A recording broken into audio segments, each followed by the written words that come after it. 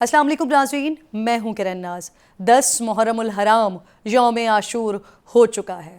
اب اس کے بعد کی کہانی کی طرف چلتے ہیں کہ جب کوفے سے خط حضرت شبیر کو آئے، بیت بغرض آپ مدینے سے بلائے، کوفی بنے بے یار و مددگار و طلبگار، صد واسطے دے دے کے بلائے گئے سرکار۔ اللہ کا ہے واسطہ جھوٹا ہی بھلے ہو، یہ بول کے بن فوج لیے دھج سے چلے وہ۔ جب کربلا میں حضرت شبیر کو گھیرا، تب ہوتا ہے اسلام کا ایک اور سویرا۔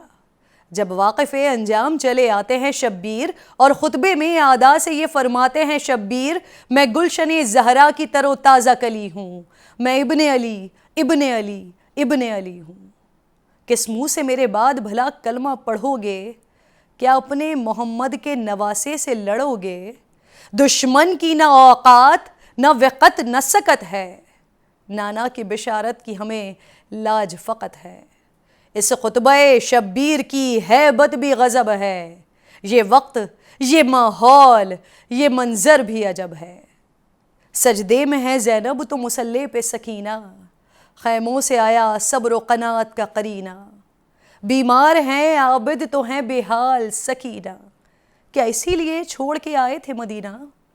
مسکاتا ہے پیشانی ہے زینب کا پسینہ، نانا کی بشارت کا شہادت ہے سفینہ۔ کس شان سے شمشیر کو لہراتے ہیں اکبر، کھاتے ہیں یہاں تیر تو مسکاتے ہیں اصغر۔ کر پاتا مسخر انہیں کس لال میں دم تھا، عباس علمدار کے ہاتھوں میں علم تھا۔ قاسم تھے نڈر جعفر طیار کے جیسے، اور اون محمد ہوئے کرار کے جیسے، تھے سب جری عباس علمدار کے جیسے، اکبر تھے میرے سرور و سرکار کے جیسے۔ جبریل پہ مشکل تھا وہاں پر کو بچانا، تھا اون محمد کا وہ شمشیر چلانا۔ پھر حضرت شبیر کا میدان میں آنا، اللہ مددگار ہواؤں کا ترانہ۔ وہ چاہتے افواج فرشتوں کی بلاتے، ایڑی بھی رگڑ دے تو چشمے ابل آتے۔ آ کے ملک لشکر اعدا کو مسلتے، اور گھوڑے یزیدی ہی یزیدی کو کچلتے۔ کہتا تھا فرات آپ کی میں پیاس بجھاؤں، مٹی کہے ایک ایک یزیدی کو دباؤں۔ شبیر کے تابع تو ارے تیر و سپر تھے، پھر چیز ہی کیا ابن زیاد اور شمر تھے، پر صبر میں کامل تھے کہ وہ اعلیٰ نسب تھے۔ وہاں حکمت رب تھی تو یہاں راضی رب تھے، وہ آئے ہی نانا کی بشارت کے لیے تھے، راضی برضا شان شہادت کے لیے تھے۔ پانے کو شہادت انہیں بیتاب بڑی تھی، اور باہیں کشادہ کیے فردوس کھڑی تھی۔ سردار جنت نواسہ رسول امام حسین 10 محرم الحرام کو شہید کر دیے گئے، لیکن کیا اس کے بعد یزید اور اس کے حواریوں کے ظلم ختم ہو گئے؟ نہیں، وہ اپنی نفرت کی آگ پھیلاتے رہے۔ امام حسین رضی اللہ تعالیٰ عنہ اور عام اہل بیت کو شہید کر کے ظالم اور بدبخت آپ کے چھوٹے صاحبزادے علی اصغر کی طرف گئے۔ شمر نے ان کو بھی قتل کرنا چاہا، لیکن حمید بن مسلم نے کہا کہ تم بچے کو قتل کرتے ہو، حالانکہ وہ بیمار بھی ہے، جس کے بعد شمر پیچھے ہٹ گیا۔ لیکن امام عالی مقام کے لاشے کو گھوڑوں سے روندا جائے گا۔ پھر یزیدی اہل بیت کے سروں کو لے کر کوفہ گئے، اور وہاں ملعون ابن زیاد نے لوگوں کو جمع کر کے چھڑی سے امام حسین رضی اللہ تعالیٰ عنہ کے دہن مبارک کو چھونے لگتا ہے۔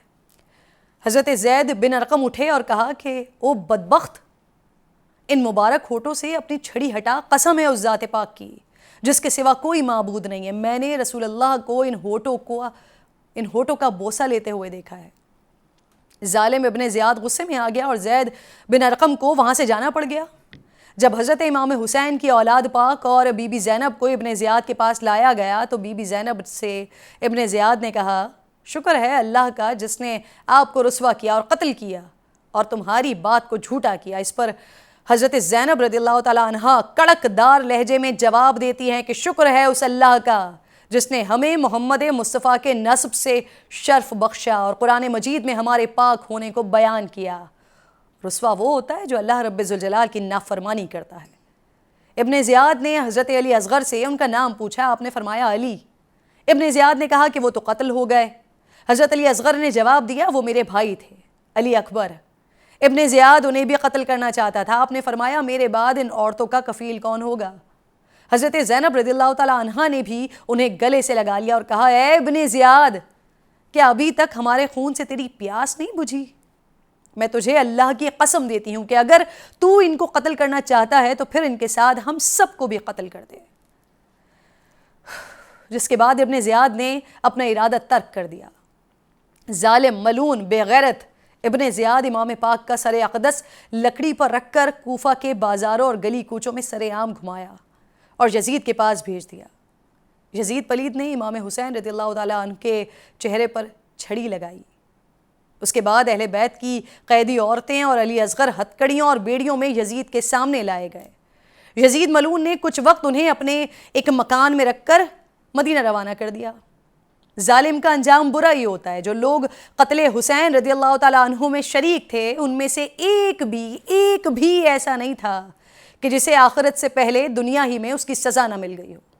ان میں سے کوئی قتل کیا گیا، کسی کا چہرہ سخت سیاہ ہو گیا، کسی کا چہرہ مسخ ہو گیا، کوئی آگ میں جل کر مر گیا، کوئی اندھا ہو گیا، کسی کے پیٹ میں پانی بھر گیا اور اس کا پیٹ پھٹ گیا۔